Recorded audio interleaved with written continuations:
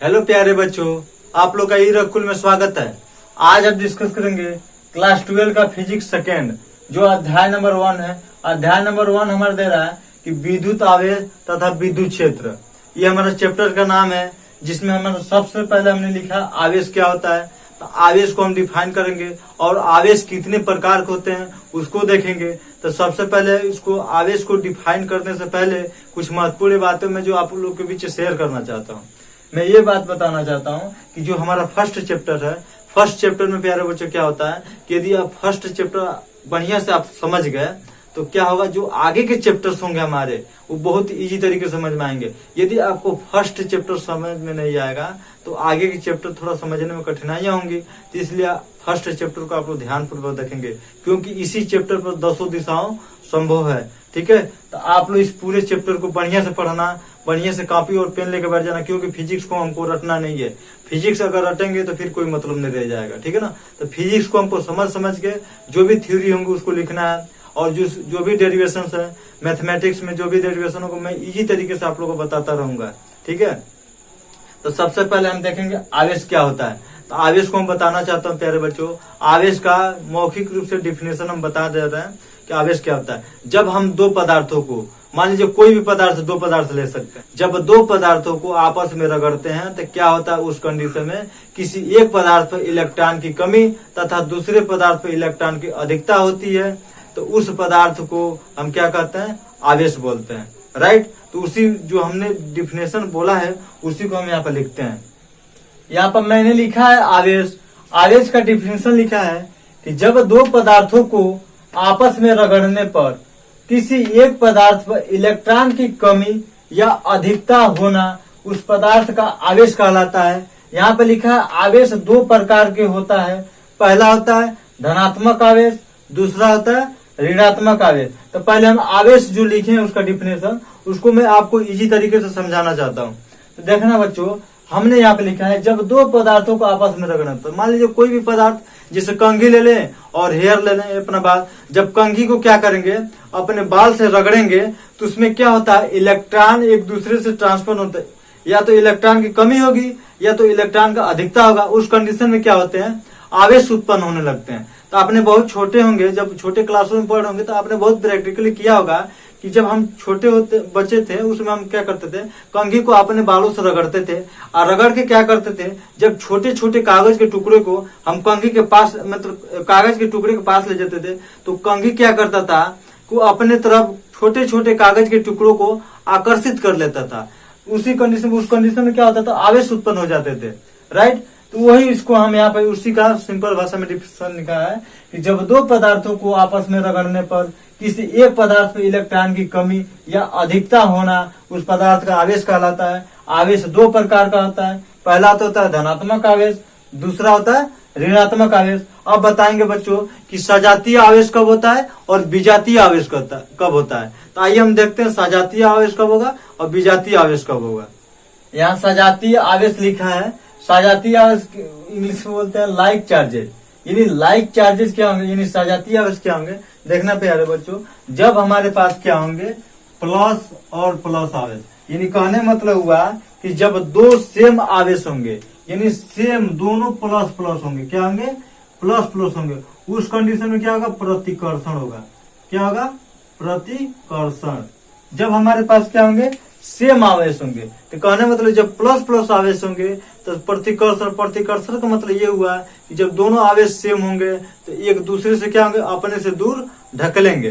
ठीक है, अब देखिएगा यहाँ पर मैंने दो फिगर बनाया और एक इधर बना, पहले मैं इसको समझा लेता हूँ। ठीक है, देखना आप लोग, एक बात बताना, हमने यहाँ पे लिखा है कांच, तो कांच पर प्लस चार्ज दिखा है, तो हम इसको बोल सकते हैं जब कांच के छड़ को किसी रेशम के कपड़े से या किसी रेशम के कपड़े से रगड़ा जाए तो उस पर क्या होगा, प्लस चार्ज होगा।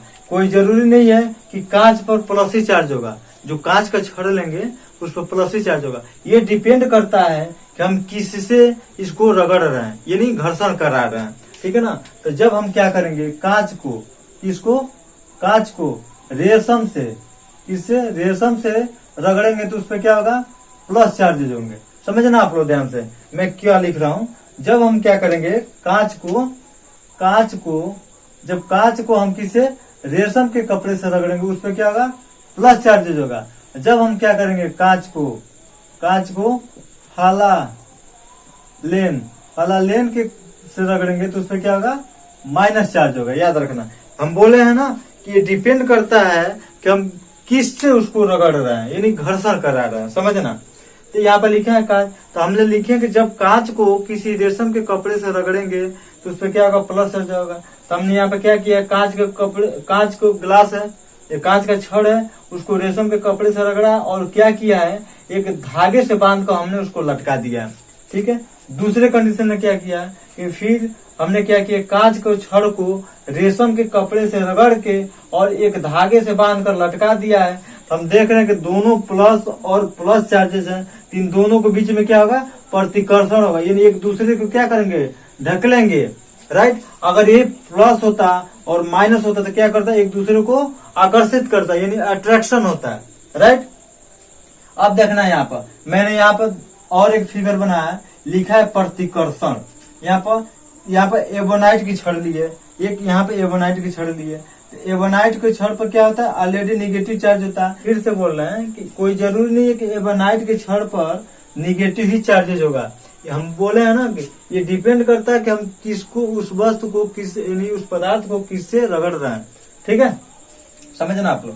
तो इस पे क्या है, निगेटिव चार्जेस है, इस पे भी क्या है, निगेटिव चार्जेस है। तो जब दोनों पर निगेटिव और निगेटिव होंगे तो इसमें भी क्या होगा, प्रतिकर्षण होगा, यानी एक दूसरे को ढकेलेंगे। राइट। अब हम देखेंगे, ये तो सजातीय आवेश होगा और दूसरा होता है विजातीय आवेश।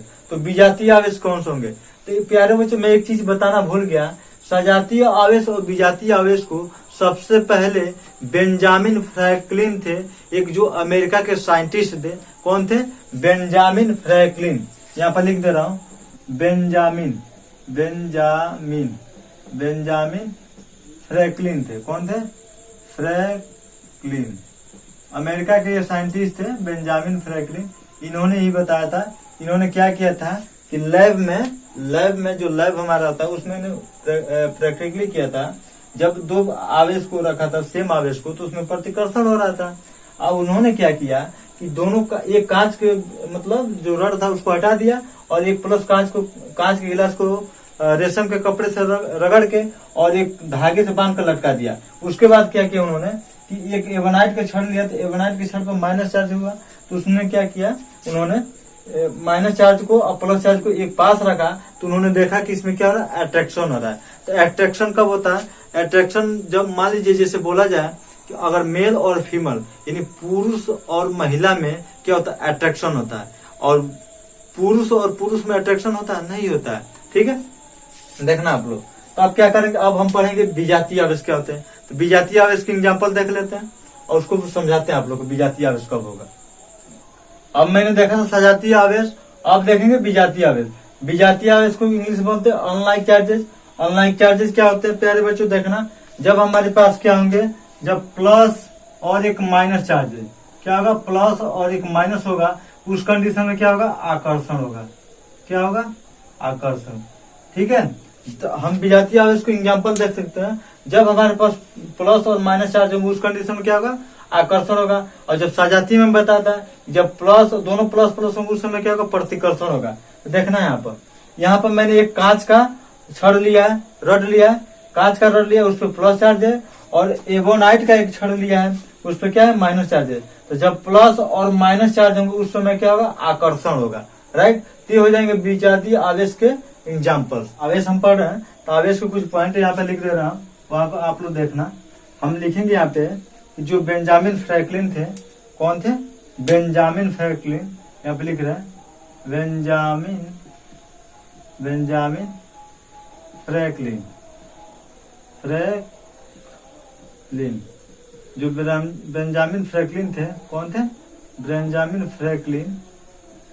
उन्होंने ही धनावेश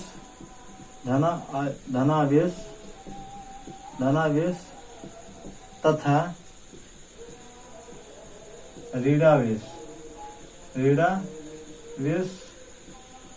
को दिया था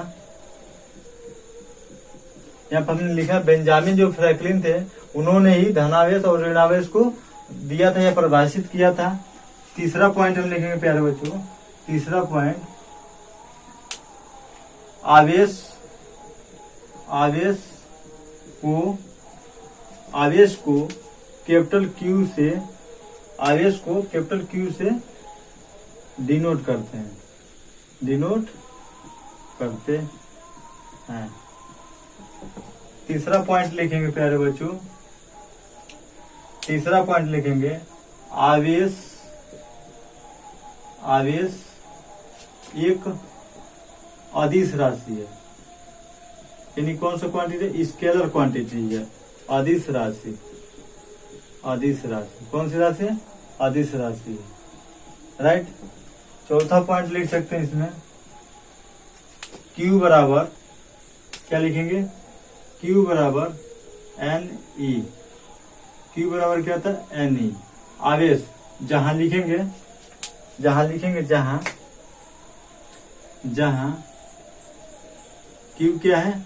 आवेश है। Q क्या है? आवेश, राइट। अब मैं ऊपर से मिटा दे रहा हूं, आप लोग स्क्रीनशॉट ले लेना इसका, मैं ऊपर से मिटा दे रहा हूं, ठीक है। Q क्या है? आवेश है। और लिखेंगे N क्या है? N पदार्थों में इलेक्ट्रॉनों की संख्या है। पदार्थों में इलेक्ट्रॉनों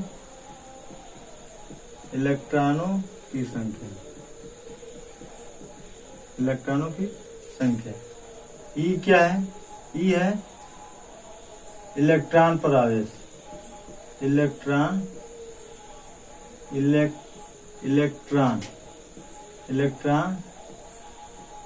पर आवेश। तो कितना होता है इलेक्ट्रॉन पर आवेश? 1 पॉइंट। इलेक्ट्रॉन पर प्यारे बच्चों आवेश होता है, इसको मैं मिटा दे रहा हूं। इलेक्ट्रॉन पर आवेश होता है 1.6 इंटू 10⁻⁻19 कूलाम। कितना होता है? 10⁻⁻19 कूलाम। आगे बात समझे मैं क्या लिख रहा हूँ यहाँ पे, देखना आप लोग। हमने लिखा Q बराबर N, तो यहाँ Q क्या है? आवेश है। N क्या है? पदार्थों में इलेक्ट्रॉनों की संख्या। E क्या है? इलेक्ट्रॉनों पर आवेश। तो इलेक्ट्रॉन यानी E का मान कितना था? 1.6 इंटू 10⁻⁻19 कूलाम। प्लस नहीं था प्यारे बच्चों, -19 कूलाम होता है, ये बात याद रखना। अक्सर बच्चे प्लस कर देते हैं यहाँ पर। इलेक्ट्रॉन क्या होता है? कभी भी क्या होता है? इलेक्ट्रॉन ऋणावेशित मतलब कण होता है, ठीक है। तो इलेक्ट्रॉन देखिए, इलेक्ट्रॉन का मान कितना है? 1.6 इंटू 10⁻⁻⁻ कितना होगा? 19 कूलाम आ गया। अब देखेंगे आगे विद्युत आवेश के प्रमुख गुण, यानी जो आवेश के प्रमुख गुण कौन कौन से होते हैं उसको हम चेक करते हैं। अब देखेंगे विद्युत आवेश के प्रमुख गुण। विद्युत आवेश यानी basic properties of electron charges, इसके कौन कौन से गुण होते हैं? तो हमने लिखा आवेश के प्रमुख गुण होते हैं। तो पहला उसको गुण देखेंगे आकर्षण तथा प्रतिकर्षण। तो हम यहाँ पे लिखेंगे, आपको पता है कि जो सजातीय आवेश होते हैं आपस में क्या करता है? प्रतिकर्षण करता है। यानी जो प्लस प्लस चार्ज होगा वो आपस में क्या होगा? प्रतिकर्षण होगा। और जब प्लस और माइनस होगा उस कंडीशन में क्या होगा? आकर्षण होगा। हम लिखेंगे जब सजातीय आवेश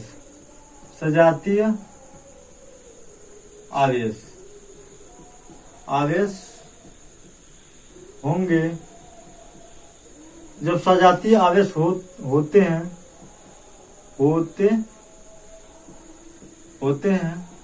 तो प्रतिकर्षण होता है। क्या होता है? प्रतिकर्षण होता है।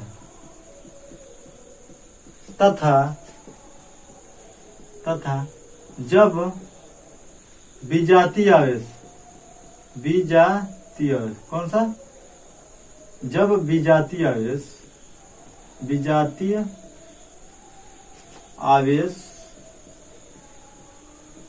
होते हैं तो आकर्षण होता है। ठीक है ना प्यारे बच्चों। हमने लिखा है आकर्षण तथा प्रतिकर्षण, यानी आवेश के प्रमुख गुण का पहला गुण लिखा है आकर्षण तथा प्रतिकर्षण, यानी अट्रैक्शन एंड रिपल्सन। अब देखना इसमें लिखा है जब सजातीय आवेश होते हैं तो प्रतिकर्षण होता है, कहने मतलब हुआ कि जब और प्लस होगा, क्या होगा, प्लस प्लस, उस समय क्या होगा, प्रतिकर्षण होगा। क्या होगा, प्रतिकर्षण। जब हमारे पास चिन्ह क्या होंगे, माइनस और प्लस होंगे, सॉरी क्या होंगे, प्लस और माइनस होंगे, उस कंडीशन में क्या होगा, आकर्षण होगा। समझ रहे हो ना आप लोग। जब प्लस प्लस होंगे उस समय क्या होगा, प्रतिकर्षण होगा, और जब प्लस और माइनस होंगे उस समय क्या होगा, आकर्षण होगा। अब इसका देखेंगे दूसरा नियम। दूसरा मैंने लिखा है आवेश का क्वांटीकरण, यानी क्वांटिसेशन ऑफ चार्जेज। देखना प्यारे बच्चों, लिखा आवेश सदैव एक निश्चित न्यूनतम मान का पूर्ण गुणज के रूप में उत्पन्न होता है, जिसे आवेश का क्वांटीकरण कहते हैं। समझना आप लोग। यहाँ पर मैं एक चीज लिख रहा हूँ, आपको मैं फार्मूले के द्वारा समझा दे रहा। Q बराबर कितना होता है, NE। ये Q बराबर कितना होता है, NE। ये फार्मूला आपको पता होगा।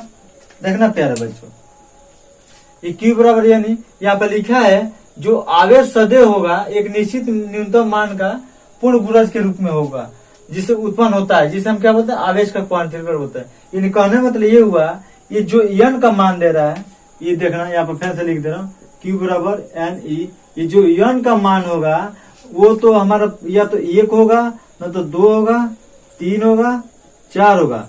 0.2 नहीं हो सकता, ये हो सकता है, लेकिन 0.2, 0.3, 1.5 ये नहीं हो सकता है। अगर जो पॉइंट में आएगा तो हमारा क्या होगा, गलत होगा। जो भी हमारे इलेक्ट्रॉन यानी ई का मान होगा, यानी क्यू का, वो कितना होगा, आपका पूर्ण गुणज होगा। यानी 1 हो सकता है, 2 होगा, 3 हो सकता है, 4 हो सकता है, 4.3 नहीं हो सकता। ये बात याद रखना, ठीक है। तो यहाँ पर हम लिखेंगे, यहाँ पर लिखेंगे कि जहां n बराबर 1, 2, 3, 4 ये हो सकता है। जो भी n का मान होगा ना, जो भी n का मान होगा वो पॉइंट में नहीं होगा, या तो 1 इलेक्ट्रॉन होगा, जैसे ये हो सकता है plus minus 1 electron, plus minus 2 electron, plus minus 3 electron, plus minus 4 electron, ये हो सकते हैं हमारे, क्या ये हो सकते हैं, लेकिन ये नहीं होगा।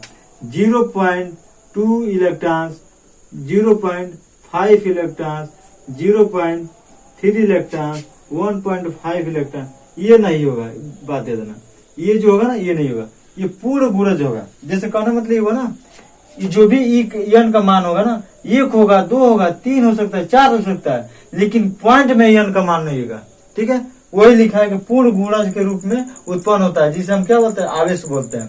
जो भी n का मान होगा क्या होगा, पूर्ण गुणज के रूप में उत्पन्न होता है, जिसे हम क्या बोलते हैं, आवेश का क्वांटीकरण बोलते हैं। अब देखेंगे क्वार्क क्या होता है। क्वार्क क्या होता है, देखना प्यारे बच्चों, क्वार्क क्या होता है समझना। 1 मिनट, बहुत ईजी है, इसको मैं समझा दे रहा हूँ आप लोगों को, ठीक है। क्वार्क क्या होता है, सन 1964 में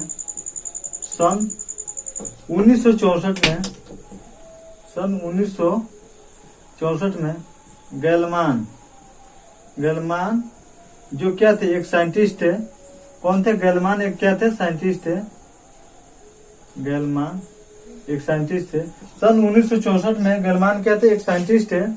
उन्होंने क्या किया, कुछ कोणों की ऐसा खोज किया। क्या किया, कुछ कोणों को ऐसा खोज किया, जिसे कुछ लिखेंगे, कुछ कोणों की खोज की। किसके की, कुछ कोणों की खोज की,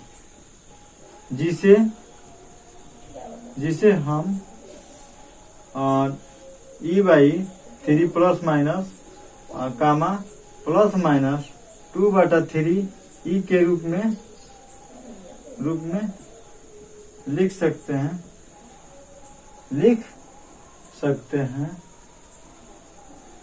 जिसे हम क्या बोलते हैं, जिसे क्वार्क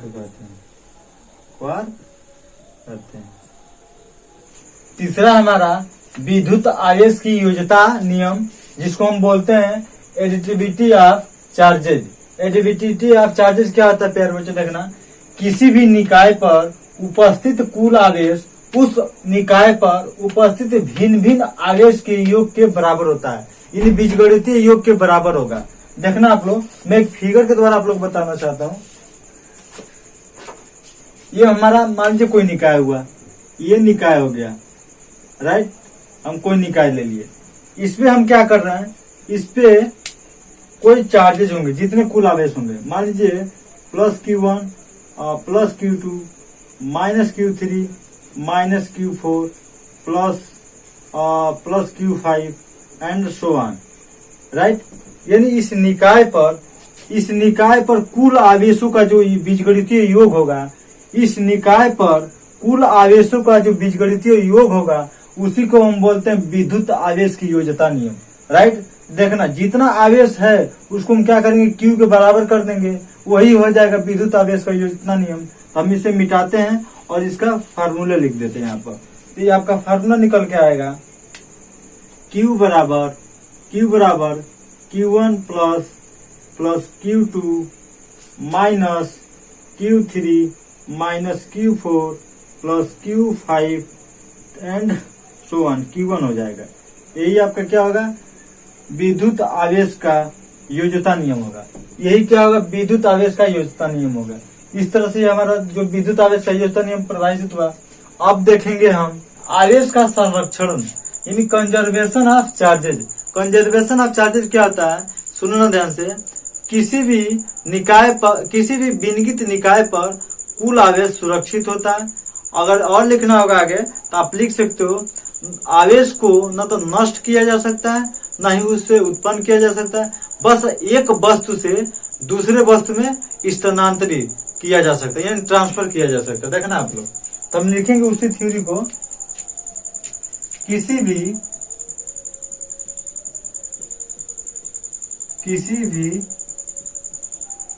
विलगित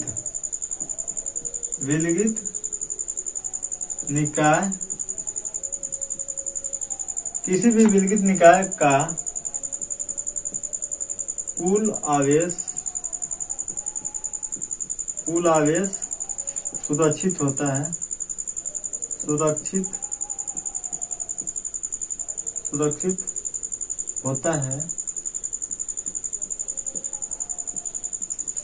किसी भी विलगित निकाय पर कुल आवेश सुरक्षित होता है।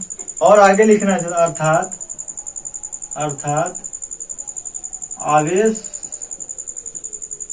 आवेश को न तो उत्पन्न किया जा सकता है, आवेश को न तो उत्पन्न किया जा सकता है, न तो नष्ट किया जा सकता है, बस एक वस्तु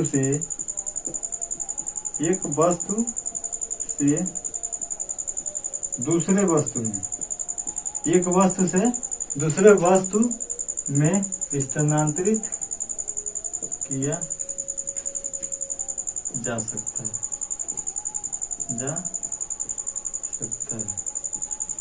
समझना। चौथा नियम हमने लिख लिया कि किसी भी विलगित निकाय का कुल आवेश सुरक्षित होता है, अर्थात हम यह कह सकते हैं, वी कैन से दैट, कि आवेश को न तो उत्पन्न किया जा सकता है, न तो आवेश को नष्ट किया जा सकता है, बस हम क्या कर सकते हैं, इसको एक वस्तु से दूसरे वस्तु में स्थानांतरित कर सकते हैं। यानी हम किसी भी आवेश को न नष्ट कर सकते हैं न उत्पन्न कर सकते हैं, हम क्या करेंगे, उसको एक वस्तु से दूसरे वस्तु में स्थानांतरित कर देते हैं, राइट। ये होता है आवेश का संरक्षण नियम। अब देखेंगे पांचवा प्यारे बच्चों, आवेश पर वेग का प्रभाव। तो आवेश पर वेग का प्रभाव, इसको लिख सकते हैं कि आवेश पर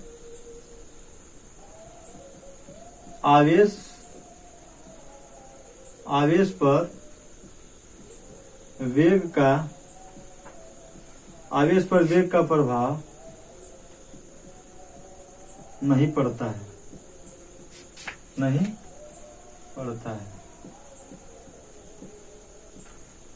देखना प्यारे बच्चों, हमने यहाँ पे लिखा है आवेश पर वेग का प्रभाव, मेन हेडिंग है। हमने लिखा है कि आवेश पर वेग का प्रभाव नहीं पड़ता है। अब इसको हम थोड़ा बताना चाहूंगा एग्जाम्पल। मान लीजिए हमारे पास मोबाइल है, मोबाइल हमारा एकदम स्विच ऑफ हो चुका है, तो क्या हम उसको पॉकेट में रख के अगर मैं दौड़ लगाऊं तो क्या मोबाइल चार्ज हो जाएगा? बिल्कुल नहीं होगा। तो हम यही लिखे हैं कि आवेश पर वेग का प्रभाव नहीं पड़ता है। इस तरह से basic concept of electron charges हमारा कंप्लीट हुआ। अब हम मिलते हैं नेक्स्ट वीडियो में, तब तक के लिए जय हिंद, जय भारत।